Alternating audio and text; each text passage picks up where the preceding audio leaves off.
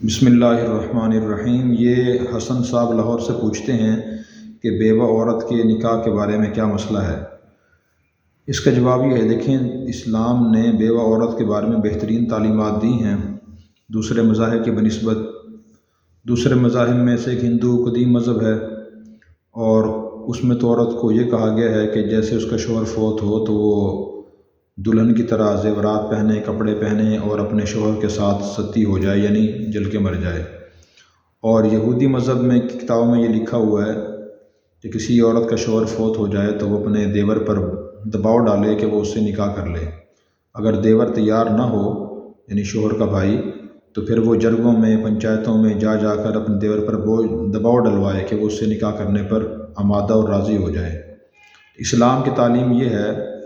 سورہ بقرہ کی آیت نمبر 234 میں اللہ تبارک و تعالیٰ نے فرمایا، وَالَّذِينَ يَتَوَفَّوْنَ مِنْكُمْ وَيَذَرُونَ أَزْوَاجًا يَتَرَبَّصْنَ بِأَنفُسِهِنَّ أَرْبَعَةَ أَشْهُرٍ وَعَشْرًا فَإِذَا بَلَغْنَ أَجَلَهُنَّ فَلَا جُنَاحَ عَلَيْكُمْ فِيمَا فَعَلْنَ فِي أَنفُسِهِنَّ بِالْمَعْرُوفِ کہ تم میں سے جو لوگ وفات پا جائیں اور پیچھے بیویاں چھوڑ جائیں تو بیویاں اپنے آپ کو 4 ماہ 10 دن روک کر رکھیں، یعنی عدت گزاریں۔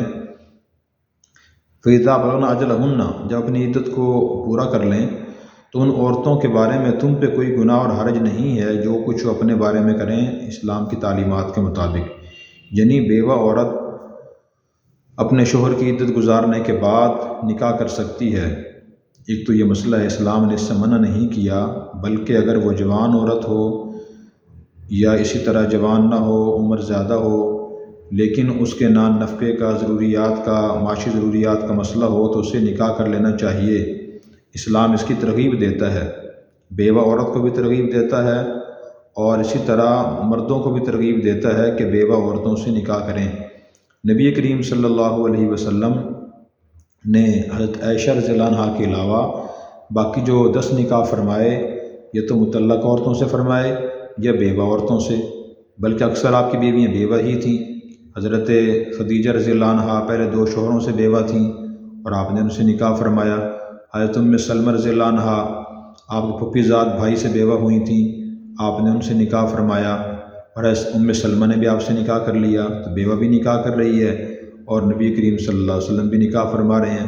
تو بیوہ کے نکاح کو برا سمجھنا شرعی لحاظ سے درست نہیں ہے، بلکہ قرآن کریم نے ترغیب دی ہے کہ مردوں کو چاہیے کہ وہ، اور سرپرستوں کو، کہ بیوہ عورتوں کا نکاح کروائیں۔ اللہ نے فرمایا سورۃ النور میں، وَأَنكِحُوا الْأَيَامَ مِنكُمْ کہ تم میں سے جو لوگ بے نکاحے ہوں، خواہ وہ مرد ہوں یا عورتیں ہوں، تو ان کا نکاح کرا دیا کرو۔ تو حضور نے خود نکاح فرمائے بیوہ عورتوں سے، بیوہ عورتوں نے آپ سے نکاح فرمائے۔ تو یہ بیوہ عورت کے نکاح کو برا سمجھنا ہندوانہ اور جاہلانہ رسم ہے۔ نبی کریم صلی اللہ علیہ وسلم کی حدیث ہے جس میں آپ نے یہ ارشاد فرمایا کہ 6 قسم کے لوگ ایسے ہیں جن پر میں بھی لعنت بھیجتا ہوں، اور اللہ تعالیٰ خود بھی اور فرشتے بھی لعنت بھیجتے ہیں۔ ان میں سے ایک شخص وہ بھی ہے جو اسلام میں زمانہ جاہلیت کی کسی رسم کو زندہ کرنے والا ہو، یا اس کو رواج دینے والا ہو، اس کی تائید کرنے والا ہو۔ تو اس لیے بیوہ عورت کو نکاح کرنا چاہیے۔ حضرت حفصہ رضی اللہ عنہا آپ کی بیوی تھیں، حضرت عمر رضی اللہ عنہ کی بیٹی تھیں، بیوہ ہو گئی تھیں وہ۔ حضرت حذیفہ سہمی ان کے شوہر تھے، تو ان سے وہ بیوہ ہو گئی تھیں۔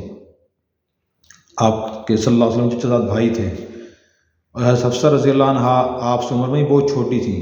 حضور صلی اللہ علیہ وسلم سے عمر میں 35 سال چھوٹی تھیں، کیونکہ بعثت نبوت سے 5 سال پہلے وہ پیدا ہوئی تھیں۔ اور حضرت معاویہ رضی اللہ عنہ کے زمانے میں 45 ہجری میں حضرت حفصہ کا انتقال ہوا ہے 63 سال کی عمر میں۔ تو جب یہ بیوہ ہوئیں، ان کی عدت گزری، تو حضرت عمر رضی اللہ عنہ نے حضرت عثمان رضی اللہ تعالیٰ عنہ سے عرض کیا کہ آپ اگر آپ چاہیں تو میں حفصہ سے آپ کا نکاح کر دوں، کیونکہ انہی دنوں میں حضرت عثمان رضی اللہ عنہ کی زوجہ محترمہ حضور کی صاحبزادی حضرت رقیہ کا انتقال ہوا تھا۔ حضرت عثمان کو بھی نکاح کی ضرورت تھی، اس لیے حضرت عمر رضی اللہ عنہ سے عرض کیا کہ آپ سے اگر چاہیں تو میں نکاح کر دوں۔ تو حضرت عثمان رضی اللہ عنہ نے فرمایا کہ میں سوچ کے بتاؤں گا، پھر کوئی جواب نہ دیا۔ کچھ دن گزرے تو حضرت عمر رضی اللہ عنہ نے حضرت ابوبکر رضی اللہ عنہ سے عرض کیا اگر آپ چاہیں تو میں حفصہ سے آپ کا نکاح کر دوں۔ حضرت ابوبکر نے بھی یہ جواب دیا کہ میں ذرا سوچ کر بتاؤں گا، پھر کوئی جواب نہ دیا۔ تو کچھ دن کے بعد پھر ایک روایت میں ہے کہ حضرت عمر رضی اللہ عنہ نے نبی پاک صلی اللہ علیہ وسلم سے شکایت کی کہ میں نے عثمان سے پیشکش کی تھی کہ اگر آپ چاہیں تو حفصہ سے نکاح کر دوں، تو انہوں نے کوئی خاطر خواہ جواب نہیں دیا۔ تو آپ صلی اللہ علیہ وسلم نے فرمایا کہ اللہ تعالیٰ آپ کی بیٹی حفصہ کو عثمان سے بہتر شوہر اور عثمان رضی اللہ عنہ کو آپ کی بیٹی سے بہتر بیوی عطا فرمائیں گے۔ تو کچھ دن کے بعد پھر نبی کریم صلی اللہ علیہ وسلم نے حفصہ رضی اللہ عنہا کو نکاح کا پیغام بھیجا اور ان سے آپ نے نکاح فرما لیا۔ تو دیکھیں بیوہ بھی نکاح کر رہی ہیں حضور سے اور حضور بھی نکاح فرما رہے ہیں، عمر میں ہی بڑا فرق تھا۔ تو جہاں خاص طور پہ کوئی اور بیوہ عورت جوان ہو اور اسی طرح معاشی ضروریات کی وجہ سے مشکلات کا شکار ہو تو اس کو بغیر نکاح کے رہنے کے بجائے نکاح کر لینا چاہیے، یہ اسلام کی ترغیب ہے۔ اور جو سرپرست ہوں عورت کے ان کو چاہیے کہ وہ بھی ترغیب دیں اور وہ نکاح کر دیں، البتہ رشتہ ایسا تلاش کریں جو بیوہ عورت سے اگر اس کے ساتھ بچے ہوں ان سے اچھا سلوک کرے، برا سلوک نہ کرے۔ نبی کریم صلی اللہ علیہ وسلم نے جس بیوہ عورت سے بھی نکاح فرمایا تو آپ نے یہ نہیں فرمایا بچے میں نہیں رکھوں گا، بلکہ بچے قبول فرما لیے۔ ام سلمہ رضی اللہ عنہا آپ کی زوجہ محترمہ تھیں، تو ان کے شوہر کا انتقال ہوا تو ان کے بیٹے کے ساتھ تھے حضرت عمر بن ابی سلمہ، تو ان کو آپ نے قبول فرما لیا اور آپ نے اپنے حقیقی بیٹوں کی طرح ان کی پرورش فرمائی، تربیت فرمائی، تعلیم دی ان کو۔ تو اس نکاح کو، بیوہ کے نکاح کو برا سمجھنا یا بیوہ خود برا سمجھنا، یہ دین کی تعلیمات کے خلاف ہے۔ دین کی تعلیم یہ ہے کہ انسان اپنے معاملات دیکھ کے نکاح کر لے، اور اگر عمر ڈھل نہ گئی ہو عورت کی، بیوہ عورت کی، بچے بڑے بڑے جوان نہ ہوں تو پھر اسے نکاح لازمی کر لینا چاہیے۔ صحابہ کرام تو بغیر نکاح کے رہتے نہیں تھے، نہ صحابیات رہتی تھیں۔ حضرت معاذ رضی اللہ عنہ کی 2 بیویاں طاعون کی وجہ سے انتقال کر گئی تھیں اور ان کی عمر بھی زیادہ تھی، تو انہوں نے فرمایا کہ میرا کسی عورت سے نکاح کرا دیں، کیونکہ اس لیے کہ میں بغیر نکاح کے رہنا پسند نہیں کرتا۔ اور ان کا ذہن یہ کیسے بنا؟ حضور کی ترغیب تھی۔ وہ نہیں تو طالبین میں حدیث ہے کہ مسکین مسکین من لیس لہ زوجہ، کہ وہ آدمی مسکین ہے جسے کوئی بیوی نہ ہو۔ صحابہ نے پوچھا اگرچہ وہ مالدار ہو؟ میں اگرچہ وہ مالدار پھر بھی وہ مسکین ہے۔ اسی طرح آپ میں مسکینۃ من لیس لہا زوج، وہ عورت بھی بیچاری ہے، مسکین ہے، غریب ہے، جسے کوئی شوہر نہ ہو۔ صحابہ نے پوچھا کہ یا رسول اللہ اگرچہ اس کا پاس دولت ہو؟ فرمایا کہ ہاں، اگرچہ دولت ہو، اگر اس کا شوہر نہیں تو مسکین ہی ہے۔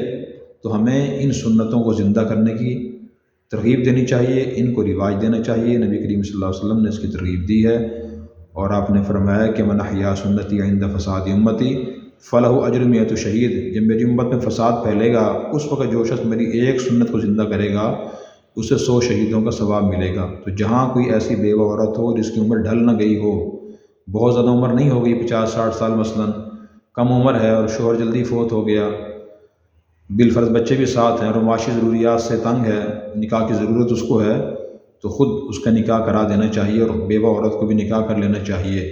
اللہ تبارک و تعالی ہمیں دین پر عمل کرنے کی توفیق عطا فرمائے۔